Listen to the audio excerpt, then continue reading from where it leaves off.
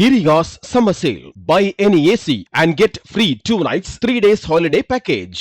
புதிய முதல்வருடைய ஆட்சி எப்படி இருக்கிறது? இப்ப இருக்க முதல்வரா இதுவரை நல்லா இல்லை. மெரிபா பன்னீர் சோடா. I trust மெரிபா. ஒரு பேராசிரியர் அழைச்சு மாணவர்கள் படிக்கக்கூடிய வகையில ஒரு நூலகத்தை தொடங்கி வச்சிருக்காரு. இன்னைக்கு மாணவர்கள் எவ்வளவோ ஒரு நிலையில போய்கிட்டு இருக்கும்போது படிப்பு தான் ஒரு இன்றியமையாதது அப்படின்றத கருத்துல கொண்டு மதுரைக்கே உரித்ததாக கூடிய மதுரை முத்தோடு அவருடைய அந்த நிகழ்வுகளை கலந்துகிட்டீங்க. ஏராளமான மாணவர்களை பார்த்தீங்க, அவர்கள் ஆர்வமா அந்த புத்தகங்கள்லாம் வாங்கி சென்றத இந்த தருணம் எப்படி இருக்குங்க? இல்ல, அவர் வாங்கியிருக்கிற புத்தகங்களும் சரி, அதை அவர் வரிசைப்படுத்தி இருக்கிற முறை, என்னென்ன தொகுதிகள் எங்கெங்க இருக்கணும்னு சொல்லி, இந்த படிக்கக்கூடிய பிள்ளைகளுக்கு எது பிரியம் இருக்கோ அதை எடுத்து படிப்பாங்க. எதில் அவங்க முன்னேற நினைக்கிறாங்களோ அந்த துறையில் அவங்க அதை எடுத்து படித்து முன்னேறுவதற்கு வாய்ப்பு கிடைக்கும். ஆக ஒரு அருமையான வேலையை அவர் செய்திருக்கிறார். இன்றைக்கு இருக்கக்கூடிய டிஜிட்டல் காலகட்டத்தில் மொபைல் போன் இல்லாமல் இருக்க முடியாதுன்னு ஒரு சூழ்நிலை இருக்கும்போது இந்த வாசிப்பு பழக்கம் மாணவர்கள் மத்தியில் குறைஞ்சிருச்சா இல்லை அதிகரிச்சுட்டு இருக்குங்களாங்க? குறைஞ்சிருக்குன்னு சொல்லணும், இல்லை இது ஓரளவு இருக்கத்தான் செய்யுது அப்படின்னு சொல்லணும். ஏன்னா நாம் இதை மொத்தமாக போய் கணக்கெடுத்து பார்க்கல. நம்ம வீட்டுகளுக்குள்ள பார்க்குற போது கொஞ்சம் குறைஞ்சிருக்கிற மாதிரி இருக்கு, இன்னொரு வீட்டில் பார்க்கும்போது கூட்டின மாதிரி இருக்கும். அதனால இதை முடிந்த முடிவாக பதில் சொல்ல முடியாது. மாணவர்களுடைய அசாத்திய திறமை நாளுக்கு நாள் அதிகரிச்சுக்கிட்டே இருக்குன்னு சொல்றாங்க. 80s கிட்ஸ், நாங்கெல்லாம் 90s ஜென்ஸ் அப்படின்லாம் சொல்லிட்டு இருக்கும்போது இன்றைக்கு இருக்கக்கூடிய மாணவ சமுதாயம் எப்படி இருக்கீங்க உங்க காலகட்டத்துக்கு? இல்லை, அவங்க பல்வேறு விஷயங்களை அவங்க தெரிஞ்சிருக்கிறாங்க. நாங்கள் தெரிஞ்சுக்கிட்ட விஷயங்களை விட அவங்க தெரிஞ்சிருக்கிற விஷயங்கள் அதிகமாக இருக்கு. அது இயல்பும் கூட. ஏன்னா பாடப்படிப்பெல்லாம் கூடுது. அதனால அவங்க ரொம்ப முன்னேறி இருக்காங்க. அப்போ முன்னேறி இருக்காங்களே தவிர சமூக இயக்க தளத்தில் சரியா இருக்காங்களான்றது எனக்கு தெரியல. இன்றைக்கு இருக்கக்கூடிய மாணவர்களுடைய அந்த படைப்பாற்றல், பெற்றோருக்கும் ஆசிரியர்களுக்குமான அந்த இணக்கம், இதெல்லாம் எப்படி இருக்கீங்க? படைப்பாற்றல் நல்லாவே இருக்கு. என்ன நேற்று கூட என்னை பார்க்கறதுக்கு ஒரு 9 பேர் வந்திருந்தாங்க. 9 பேரும் புத்தகம் போட்டிருக்காங்க. அதனால் படைப்பாற்றல் நல்லா தான் இருக்கு. பெற்றோரோட தொடர்பு இருக்கிறது அது நான் அவங்கள பார்க்கல. குறிப்பா உங்க காலகட்டத்துல மிகுந்த கண்டிப்பு இருக்கும், உரிமையா ஒரு செல்லமா அடிப்பீங்க. இன்னைக்கெல்லாம் மாணவர்களை கண்டிக்க முடியவில்லை, கண்டிச்சா ஆசிரியர் மேல பழி இதெல்லாம் வருது. மாணவர்கள் நல்லா திறன்பட வரணும்னா என்ன பண்ணலாங்க? அது பெற்றோருடைய பொறுப்பு தான். நம்ம பெற்றோரும் சமூகம் தான் செய்யணுமே தவிர தனிப்பட்ட மனிதன் ஒன்றும் சாதிச்சிட முடியாது. அதில் தேசிய கல்விக் கொள்கை அமல்படுத்த சொல்றாங்க. அது தமிழகத்துக்கு நல்லதா? தேசிய கல்விக் குழுவா? தேசிய கல்விக் குழுவில் என்ன நோக்கம் வச்சிருக்கிறாங்க? மும்மொழியை நான் அங்கீகரிக்க மாட்டேன். ஏன் அப்படின்னு சொன்னா, பல மொழிகள் படிக்கிறதுனால நமக்கு என்ன லாபம் இருக்குன்றது இப்போதைக்கு 2 மொழி தெரிஞ்சுக்கிறாங்க. இன்னொரு மொழி தெரிஞ்சுக்கிறதுக்கு எப்போ வாய்ப்பு வேணுமோ அப்போ தெரிஞ்சுக்கிடுவாங்க. அது தெரிஞ்சுக்கிறது உங்களுக்கு நல்லது. மற்றபடி 3 மொழியை கற்றுக்கொள்ளணும்ன்ற அவசியம் இல்லை. அது ஒருவேளை எனக்கு என்னமோ நாளை வேறு ஒரு மொழியை உள்ள திணிப்பதற்காக வரக்கூடிய மொழியாக எனக்கு தோணுது. அதை நான் விரும்பலை.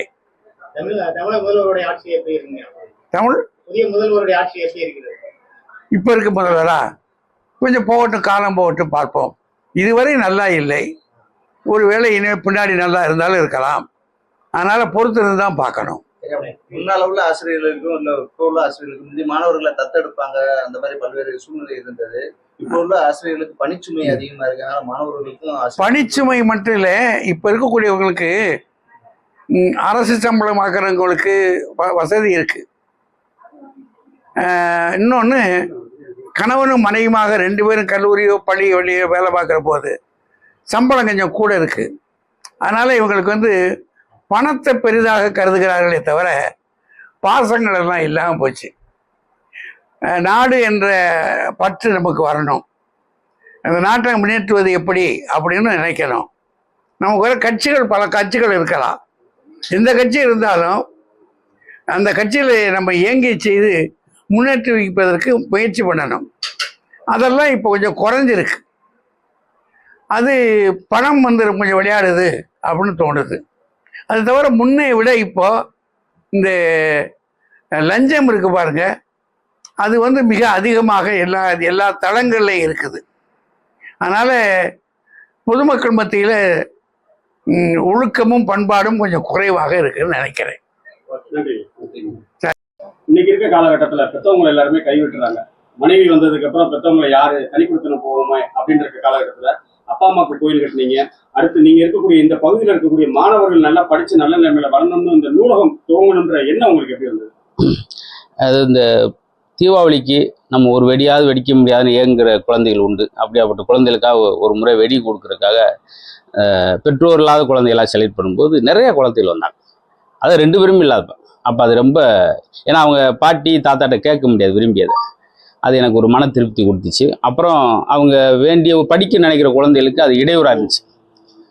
படிக்கிற நினைக்கிற குழந்தைக்கு இடையூறாக இருக்கிறப்ப அந்த புத்தகம், வேண்டிய புத்தகங்களை நான்லாம் சின்ன பிள்ளையா இருக்கும்போது அங்கேருந்து 27 கிலோமீட்டர் பொது நூலகத்தில் வந்து ஒரு வெள்ளை பேப்பர் வாங்கி எழுதிட்டு போய் அதை நினச்சி பார்த்தேன். சரி, அது மாதிரி இப்பயும் மாணவர்கள் இருக்காங்களே அப்படின்றதுக்காக இந்த இது போட்டித் தேர்வுகளுக்கான அனைத்து புத்தகங்கள், இதிகாச கதைகள், புராணங்கள், குட்டி கதைகள், இப்படி நிரம்ப எல்லா சப்ஜெக்ட்லையும் எல்லா பொருளடக்கத்துலேயும் நிறையா புத்தகங்களை வாங்கி ஒரு 7000 புக்கு இன்னைக்கு நேரத்தில் 6 மாதமாக கொஞ்சமாக கலெக்ட் பண்ணி செலக்ட் பண்ணி அதை வடிவமைச்சிருக்கிறோம். அவங்க நல்ல அட்மாஸ்பியரில் உட்காந்து கார்டனில் உட்காந்து படிக்கிற மாதிரி ஏன்னா இன்னைக்கு வந்து சமீப காலமாக ஒரு 7-8 வருஷமாக இளைஞர்கள் போதையில் பாதையை பயணம் செய்கிற மாதிரி எனக்கு நிரம்ப பார்க்குறேன். அதுலேருந்து வெளிக்கொண்டு வரணும், ஏதாவது அவங்கள டைவெர்ட் பண்ணுறதுக்கு இது ஒரு சின்ன ஒரு கருவியாக இருக்கும்னு நினச்சிட்டு, ஏன்னா இன்னைக்கு கைபேசி வந்த பின்னாடி வாசிக்கிற ஆற்றல் இளைஞர்கிட்ட குறைஞ்சிருச்சு. அதை ஊக்கப்படுத்துன்ற எனக்கு ஒரு எண்ணம். நான் பட்ட கஷ்டத்தை அந்த குழந்தைகள் படக்கூடாதுன்னு நினைச்சு செஞ்சேன். இங்க என்ன மாதிரியான தேர்வுகளுக்கு தயாராகக்கூடிய வேற யாரும் அவங்களே வாலண்டியரா வந்து புத்தகம் நன்கொடையா கொடுக்கலாமா அந்த நூலகத்துக்கு? ஆமாம், அப்படி சொல்லியிருக்காங்க. நண்பர்கள் இப்போ இந்த கடம்பலா ஒரு சிலர்லாம் வந்து அவங்களால முடிஞ்ச புத்தகங்களை கொடுத்தாங்க. சந்தோஷம். இது வந்து நம்ம எதுவும் கேட்கறதுல அவங்களா விருப்பப்பட்டு கொடுக்குறதா. ஏன்னா யாரும் எந்த வகையிலும் இது சங்கடப்படுத்தாமல் இருக்குன்றதான். அதை விட படிக்க வர்ற மாணவர்களுக்கு எனக்கு இந்த புத்தகம் வேணும்னு ஆசைப்படுறேன் அங்கிள், எனக்கு இது இருந்தால் நல்லா இருக்குன்னு சொல்கிறாங்கன்னா அந்த புத்தகத்தையும் வாங்கி கொடுப்போம். இந்த பதில் நிறையா கல்வி ஃபீஸ் எல்லாம் கட்டியிருக்கிறோம். அது மாதிரி சூழலில் புத்தகங்களும் வாங்கி நம்ம கொடுக்க தயாராக இருக்கும். நல்ல படிப்பதற்கு ஆர்வமாக இருக்கிற குழந்தைகள் அவங்களை ஊக்கப்படுத்துறது தான் இந்த லைப்ரரி நூலகத்தினுடைய நோக்கம். இன்றைய தினம் இந்த பேரறிஞர் வந்ததில் எங்களுக்கு பெரிய சந்தோஷம். வழக்கம் போல் எல்லா இடத்துலையும் இருக்கிற மாதிரி சனி ஞாயிறுனா ஃபுல்லாக குழந்தைகள் இருப்பாங்க. மித்த நாள் அவங்க ஈவினிங் டைம் எப்போ வேணாலும் வரலாம். அதுக்கு ஒரு ஆட்கள் இருப்பாங்க வேலை பார்த்துக்கிறதுக்கு, பணி செய்கிறதுக்கு, புத்தகம் கேட்ட புத்தகங்களை கொடுத்து வாங்குவதற்கு இதெல்லாம் தொகுத்து வச்சிருக்கு. இப்போ நூலகம் தொடங்கியிருக்கீங்க. நீங்கள் வந்து ஸ்டாண்டப் காமெடி கூட வந்து பிரபலமானவங்க. உங்களை போல வந்து தனித்திறமையை வளர்க்கறதுக்காக ஏதாவது ஒரு ஐடியா நாங்கள் அந்த கலக்கு பேராசிரியர் பேர் இந்த தொலைக்காட்சி நிகழ்ச்சியெல்லாம் பண்ணும்போது சோசியல் மீடியா கிடையாது. புத்தகங்களில் தயார் பண்ணி நான் 240 வாரம் பேசினேன். அந்த தொகுப்பு தான் இன்றைக்கி நான் எந்த மேடை போனாலும் ஒரு 3 மணி நேரம் எந்த குறிப்பு இல்லாமல் பேசுறதுக்கு காரணம் எதுன்னா, நான் அன்னைக்கு வந்து கஷ்டப்பட்டு தான் அது பேசினேன். அது நான் சந்தோஷமாக பேசலை. ஏன்னா 1 மணி 2 மணி வரைக்கும் பண்ணிட்டு நான் மறுநாள் 4 எபிசோடு பேசணும். அது மாதிரி இந்த இன்றைய சமுதாயத்தில் பேச்சாளர் வரவங்க, படைப்பாளர் வரவங்க அந்த ஆர்வத்தோடு இருந்தால் ஆர்வம் மட்டும்தான். அதை கஷ்டப்படி செய்யாமல் இஷ்டப்படி செஞ்சால் மட்டும்தான். இதை நான் லாப நோக்கோடு செல்ல மக்கள் தினந்தோறும் ரசிக்க வைக்கின்ற எண்ணத்தோடு பண்ணதுனால இன்னைக்கு 20 வருஷம் இந்த மக்கள் ரசித்து ஏற்றுட்டு வந்திருக்காங்க. அதனால் எந்த துறையாக இருந்தாலும் நம்ம இஷ்டப்படி செய்யணும். ஸ்டோரியா இருக்கட்டும், செல்போன்ல படிக்கிறதுக்கு புக்ல படிக்கிறது என்ன? இதில் வந்து நம்ம நினச்ச நேரம் குறிப்பெடுத்துட்டு அந்த மறுபடியும் அதை திருப்பி பார்க்குறதுக்கு ரிவைண்ட் பண்ணுறதுக்கெல்லாம் ரொம்ப வசதியாக இருக்கும். சில புத்தகங்கள் படிக்கும்போது அவர்கிட்ட பேசுகிற மாதிரியே இருக்கும். இப்போ சுவாமி விவேகானந்தரை பற்றி பேசுகிறேன், நேதாஜியை பற்றி படிக்கிறோம்னா அப்படியே அதை நம்ம பயணத்தை இழுத்துக்கிட்டே போகும். நம்மளுக்கு சின்ன சின்ன தன்னம்பிக்கை நான் புத்தகங்கள்லாம் படிச்சோன்னா ஓரளவு மற்ற இளைஞர் மாதிரி போயிடாமல் நான் ஒரு திசையில் வந்தேன். அதுக்கு காரணம் என்னை மாற்றியது புத்தகம். அதே போல் இன்னும் இந்த பகுதியில் நிறையா மாணவர்களை மாற்ற வேண்டும் என்ற நோக்கத்தில் இந்த புத்தகம். படிப்பு, இசை யாராலுமே அதை வந்து பிரிக்க முடியாத ஒண்ணு. இசைக்கே ஒரு அரசியா இருந்த ஜானகி அம்மாவோட மறைவு, அவங்களுடைய பாடல்கள் இன்னைக்கு வரைக்கும் எல்லா பக்கமுமே பட்டித்தொட்டிக்கு ஒழிஞ்சிருக்கு இருக்கு. ஒரு நிகழ்ச்சிகளாகட்டும் எதுவாக இருந்தாலும் அவங்களுடைய குரல் இல்லாத ஒரு கிட்டத்தட்ட ஒரு 5 தலைமுறை இசையமைப்பாளரோட பாடணும்ன்ற ஒரு பெரும் பேரோட அவங்க மறைஞ்சிருக்காங்க. இன்னைக்கு நவீனங்கள் வந்திருக்கலாம், பென்ட்ரைவ் வந்து CD வந்து ஏதோ வந்திருக்கலாம். ஆனால் கிராமங்களில் விவசாயம் செய்யும்போது இல்லை ஒரு தச்சு வேலை ஒரு ஒர்க் ஷாப்பில் இருக்கும்போது அவங்க அந்த FM தான் அவங்களுக்கு ஒரு உயிர் நாடி. 12 மணி நேரம் 18 மணி நேரம் நேரம் போகாமல் இருக்கிறது. ஜானகி போன்ற மிகப்பெரிய அந்த இசைக்கலைஞர் பாடகி இல்லைன்னா நிறைய பேர் மனநோயாக இருப்பான். அந்த குரல் வந்து குழந்தைத்தன்மையாக இருக்கும். அவங்க 80 வயசுலேயும் 15 வயசு பெண் பாடுற குரலை அவங்க கொண்டு வருவாங்க. செந்துருப்பை பாட்டாக இருக்கட்டும், எல்லாத்துலேயுமே அது அவங்களுடைய ஸ்பெஷல். அது மாதிரி இசைக்கலைஞர்கள் வந்து ஒரு மருத்துவர். இசைக்கு வந்து நோயை குணப்படுத்துகிற ஆற்றல் இருக்குது. நிறையா பேர் நோயை குணப்படுத்திய மிகப்பெரிய இசை சாம்பவான் தான் ஜானகி அம்மா அவர்கள். நேற்றைய தினம் காலமானது எல்லாருக்கும் பெரிய சங்கடமான ஒரு சூழல். அவங்க போயிருக்கலாம் மொழி, அவங்க குரல் இங்கே தான் இருக்கும். குரல் தினந்தோறும் ஒலிக்கும். அதன் மூலம் இன்னும் பல பேர், ஏன்னா இசை வந்து மன அழுத்தத்திலிருந்து வெளியே கொண்டு வர மிகப்பெரிய கருவியில் முக்கியமான இடம். அதனால் அவங்க இல்லாட்டியும் அவங்க குரல் நம்ம தினந்தோறும் நம்ம காதில் ஒலிச்சுக்கிட்டே இருக்கும், நம்மளோடு வாழ்ந்துக்கிட்டே இருப்பாங்க. அவங்களுடைய ஆத்மா சாந்தி அடைய உங்கள் சார்பாக வேண்டுகிறேன். பொதுவா யாரும் வந்தாலும் நலத்திட்ட உதவிகள் செஞ்சாங்கன்னா அடுத்து அரசியல் பிரவேசம் இருக்குமோ அப்படின்ற ஒரு சூழல்ல தமிழக மக்கள் பார்க்கக்கூடிய நிலையில நகைச்சுவையால எல்லாருமே இது பண்ணவர் செயல் திட்டங்கள் இப்ப பண்றீங்க. ஒருவேளை அரசியலுக்கு போறதுக்காக தான் இந்த செயல்பாடுகள். ஆமா, அது ஒரு சும்மா ஒரு சோப்பு வாங்கி கொடுத்தாலே முதல் கேள்வி இதை கேட்டுருவோம் நம்ம. இருந்தாலும் எனக்கு அந்த நோக்கமும் அதுக்கான ஆற்றலும் வேகமும் நம்மகிட்ட இல்லை. நம்மளுக்கு வந்து நம்ம ஒரு சின்ன மன திருப்தி, இதை பண்ணும்போது ஒரு நிம்மதியான தூக்கம், ஒரு சின்ன சந்தோஷம். சின்ன வயசுல தான் நம்ம அனுபவிக்க முடியாதெல்லாம் புத்தகம் வாங்கி படிக்க முடியும்னு ஏக்கரிச்சு, அது இன்னைக்கு இங்கே உள்ள மாணவர் ரொம்ப சிரமப்படுறாங்க. அவங்கள இந்த மாதிரி இழுத்துட்டு வரணும்னு ஒரு ஆசை. இதில் ஒரு 10 பேர் பயனடைஞ்சா கூட எனக்கு இதன் மூலம் ஒரு பெரிய சந்தோஷம். உங்க சாயல்ல நிறைவா இந்த மாணவர்களுக்கு அறிவு அதுதான். புத்தகம் வந்து அது காகிதம் இல்லை ஆயுதம்ன்றாங்க. அதே போல் மிகப்பெரிய ஜாம்பவான்லாம் என்ன சொல்கிறாங்கன்னா, மாணவர்களுக்கு கொடுக்கக்கூடிய மிகச்சிறந்த பரிசு புத்தகம்ன்றாங்க. அதே போல் ஒவ்வொரு பக்கத்திலையும் குண்டு பாயுதும் போது ஆயுதத்தில் வர ஆயுதங்களை விட இந்த காகிதம் செய்யக்கூடிய மாற்றம் பெருசுன்னு சொல்லி லெனின் சொல்லியிருக்காரு. காரல் மார்க்ஸ், பிளேட்டோ என்ன சொல்கிறாரு, நீ படிக்காமல் இருப்பிற்கு நீ பிறக்காமலே இருக்கலாம்ன்ற. இப்படி இந்த ஒரு வார்த்தைகளும் அன்னை தெரசாவை மாற்றியது புத்தகம் இல்லை, ஒத்த வார்த்தை. இந்த பூமியில் நீ பிறந்ததற்கான சேவை, நீ பிறருக்கு செய்யும் சேவையின் மட்டும் கூலி, பிறருக்கு செய்யும் சேவைன்ற ஒரு வாசகம் தான் தெரசாவை பூமி கொண்டு வந்தது. அப்படி ஒவ்வொரு வார்த்தையும் ஒரு எழுத்தும் மாணவர்களை மாற்றும் முயற்சிப்போம்.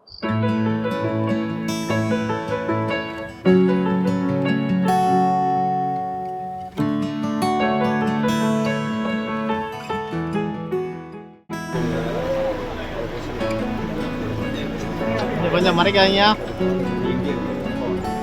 அப்படி நின்னுங்கப்பா.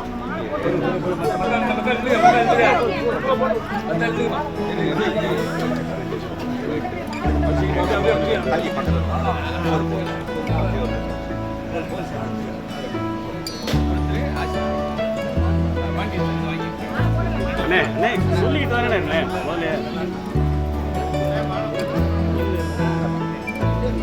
மாலை போடுங்க.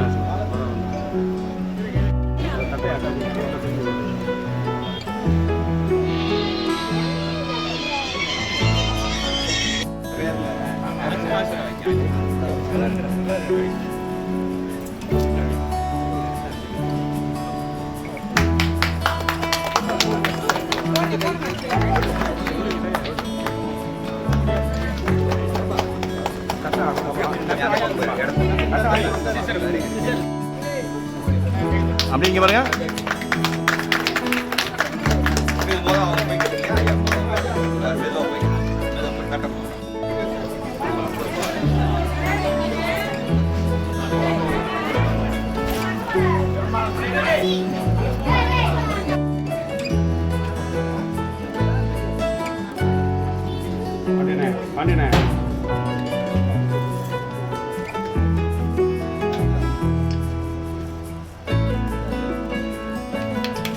ஐயா கொஞ்சம் நேரம் ஐயா நேரம் பாருங்க.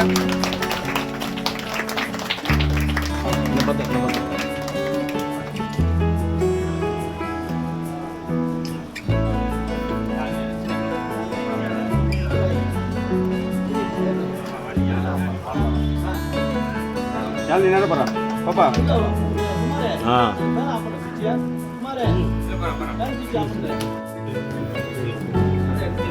தம்பி கொஞ்சம் லைட் மட்டும் போயிடும், கொஞ்சம் மொத்தமா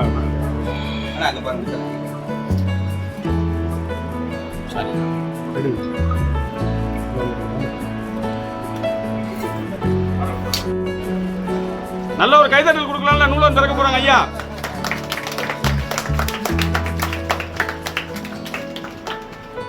பாப்பா உள்ள வாடா பாப்பா.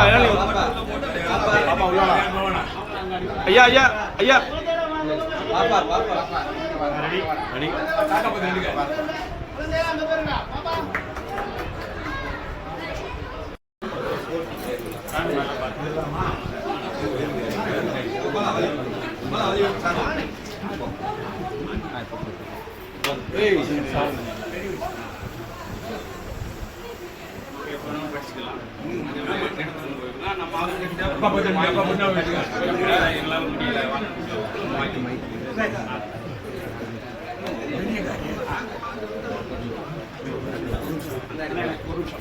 புத்தகம் போட்டாங்க உள்ள உள்ள உள்ள திரும்பி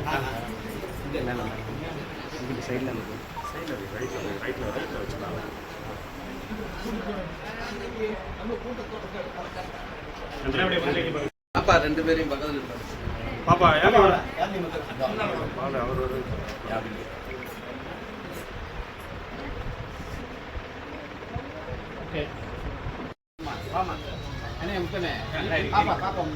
இங்க இங்க இங்க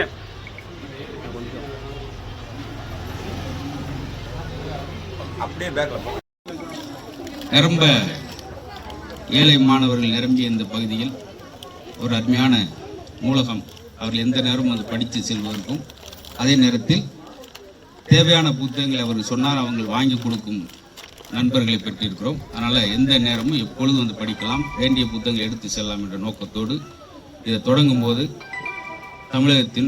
தமிழர்களின் மூத்த அறிஞர் தமிழ் கடல் பேராசிரியர் ஐயா அவர்கள் இந்த சூழலையும் நான் வந்து திறந்து வைக்கிறேன் சொன்னது எனக்கு பெரிய மகிழ்ச்சியும் சந்தோஷமும். அவர்களுக்கு என் மனதார என் நன்றியும் அன்பையும் சொல்லி அவரை வணங்கி மகிழ்கிறேன். இந்த மாணவர்களுக்கு ஒரு சில அறிவுரை வார்த்தைகள் மட்டும் சொல்லிட்டு இந்த மாணவர்களுக்கு இந்த பரிசுகளை ஐயா அவர்கள் ஒரு 4-5 பேருக்கு மட்டும் வழங்குவார். அப்புறம் ஐயா சென்றவுடன் நம்ம வழங்கிக் கொள்ளலாம். மாணவர்களுக்காக ஐயா அவர்கள் எத்தனையோ ஆண்டு காலம் எத்தனையோ பட்டிமன்றம் ஒரு விஷயம் மக்களுக்கு தெரிய வந்தது ஐயா மூலம்தான். அப்படியாப்பட்ட பேரறிஞர் இன்றைய நிகழ்வில் கலந்து கொண்டதில் இந்த மக்களுக்கு பெரிய மகிழ்ச்சி. மதுரையின் பெருமை, மதுரையின் அடையாளம் ஐயா அவர்கள் ஒரு சில வார்த்தைகள் மட்டும். முத்து அவர்களே, இந்த தனக்கன் குலத்தை சார்ந்த அறிஞர் பெருமக்களே, எங்கள் வீட்டு சிறு பிள்ளைகளே, தாய்மார்களே, உங்கள் அத்தனை பேருக்கும் என்னுடைய பணிவான வணக்கம். மதுரை முத்து ஒரு மிகப்பெரிய சாதனையை செய்திருக்கிறார். அநேகமாக எனக்கு தெரிந்த அளவிலே பட்டிமன்ற அறிஞர்கள் யாரும் சாதிக்காத ஒரு சாதனையை அவர் செய்திருக்கிறார். நான் வாழ்கிற பகுதியில் இருக்க ஒரு நூலகத்தை வைப்பது என்று அவர் நினைத்ததற்கு அதுவே பெரிய காரியம். அந்த நூலகமும் ஏழை பிள்ளைகள் படிப்பதற்காக. அது மட்டும் இல்ல, தேர்வுகளுக்கு பயன்படுகிற மாதிரி பொது தேர்வுகளுக்கு, அரசு தேர்வுகளுக்கு பயன்படுற மாதிரி அதை அமைச்சிருக்கார். இருந்து படிப்பு ஆக அவருடைய வயதில் அவர் சிறு பிள்ளையாக இருந்தாலும் குணத்தில் அவரை மிக சிறந்த காரியத்தை செய்திருக்கிறார். நான் ஒரு மூத்த வயதினன் என்ற முறையிலே அவரை பார்த்து பொறாமைப்படுகிறேன். ஏன்னா அவர் நல்ல காரியத்தை செய்திருப்பவரை பார்த்து பெருமைப்படணும், பொறாமைப்படணும். இது போல மற்றவர்கள் செய்யணும் என்று எண்ணணும். அப்படி செய்திருக்கிற சாதனை மன்னனாக இருக்கக்கூடிய அவரை நான் வாழ்த்துகிறேன். இந்த ஊருக்கு அவர் செய்திருக்கக்கூடிய காரியம் மிகப்பெரிய காரியம். கோவிலே விளக்கேற்றுவார்கள், ஆனால் இவர் ஒவ்வொரு வீட்டிலும் விளக்கேற்றி வைத்திருக்கிறார். நூலகத்தை வைத்ததினாலே ஒவ்வொரு வீட்டிலும் விளக்கேற்றிருக்கிறார். இந்த விளக்கு எரிந்து இந்த தனக்கன் குலத்திலிருந்து அருமையான பிள்ளைகள் அரசு பணிகளுக்கு போகிற காலங்கள் சீக்கிரத்தில் வரும். அந்த அப்படி போகிற காலம்தான் மதுரை முத்து பெருமைப்படுகிற காலமாக இருக்கும். அதனால அந்த காலம் விரைவில் வர வேண்டும் என்று வாழ்த்தி உங்கள் எல்லாரையும் வணங்கி நன்றி கூறி விடைபெறுகிறேன். நன்றி.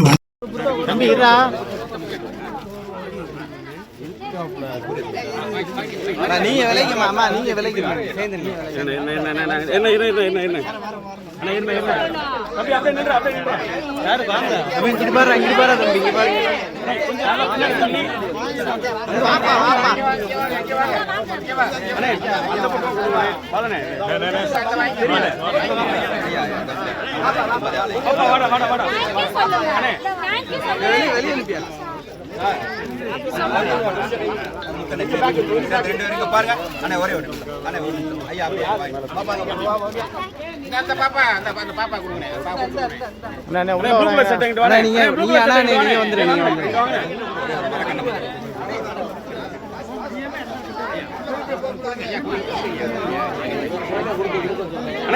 நீங்க யாருன்னு கொஞ்சம் வாங்கண்ணே வாங்கண்ணே. Meriba Paneer Soda. I trust Meriba. Girigas Summer Sale. Buy any AC and get free 2 nights, 3 days holiday package.